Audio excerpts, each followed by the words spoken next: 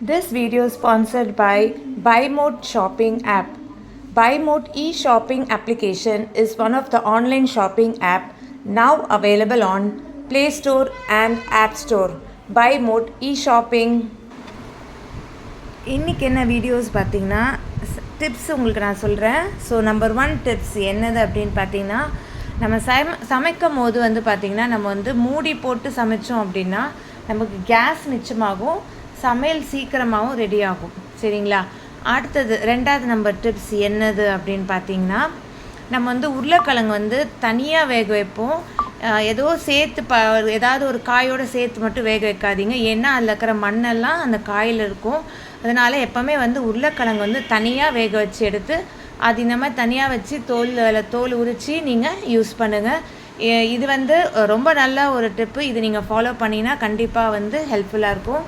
So அடுத்தது 3வது number tips என்னது அப்படின்னு பார்த்தீங்கன்னா, நம்ம கீரை நம்ம கீரை, புதினா, கொத்தமல்லி இதெல்லாம் நம்ம வாஷ் பண்ணும் போது நம்ம தண்ணியில் போட்டு ஒரு 2-3 நிமிஷம் அப்படியே விட்டுட்டிங்கன்னா அந்த கீரையில் இருக்கிற மண், புதினா இலையில் இருக்கிற மண்ணெல்லாம் அந்த தண்ணியில் இருக்கும். அதுக்கப்புறமா மேலாட்டமாக நம்ம அலசி அதை எடுத்து நம்ம யூஸ் பண்ணிக்கலாம். முடிஞ்ச அளவுக்கு 2 வாட்டி நீங்கள் வாஷ் பண்ணிக்கலாம்.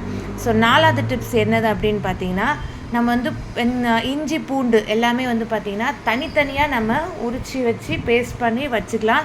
ஏன்னா ஒவ்வொரு சமையலுக்கு ஒவ்வொருக்கேற்ற மாதிரி நமக்கு பூண்டு தேவைப்படும், சில இதுக்கு அதிகமாக இஞ்சி தேவைப்படும். அதனால் நம்ம இந்த பூண்டு இஞ்சிலாம் தனித்தனியாக நம்ம உரித்து கட் பண்ணி நம்ம அதை ஒரு பேஸ்ட்டாக அரைச்சி நம்ம டப்பாவில் போட்டு ஃப்ரிட்ஜில் ஸ்டோர் பண்ணிக்கலாம். அதை ரொம்ப நாள் பண்ணாதீங்க, ஒரு 2 நாள் வரைக்கும் அதை யூஸ் பண்ணுங்கள், 3 நாள் வரைக்கும். அதுக்கு மேலே அதை யூஸ் பண்ணாதீங்க.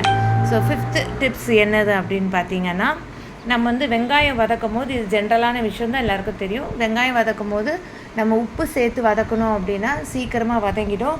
ஸோ கல்லுப்பு நல்லா எஃபெக்டாக இருக்கும் தூளுப்பு விட. உங்களுக்கு கல்லுப்பு போட்டிங்கன்னா நல்லா ஃபாஸ்ட்டாக அது வதங்கிடும்.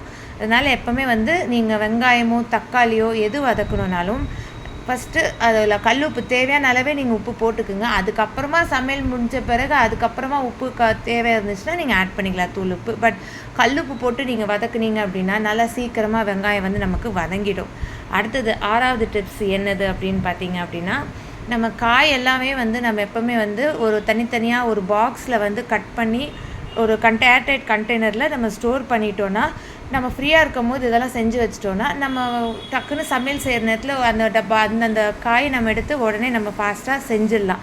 ஸோ இந்த மாதிரி டிப்ஸ் எல்லாம் எனக்கு தெரிஞ்சதை நான் சொல்லியிருக்கேன். நீங்கள் ட்ரை பண்ணி பாருங்கள். என்னோடய சேனல் பிடிச்சிருந்தால் சப்ஸ்கிரைப் பண்ணுங்கள், என்னோடய வீடியோவை லைக் பண்ணுங்கள், அண்ட் உங்களோட கமெண்ட்ஸை சொல்லுங்கள். மீண்டும் அடுத்த வீடியோவில் சந்திக்கிறேன். Bye, thank you, have a great day.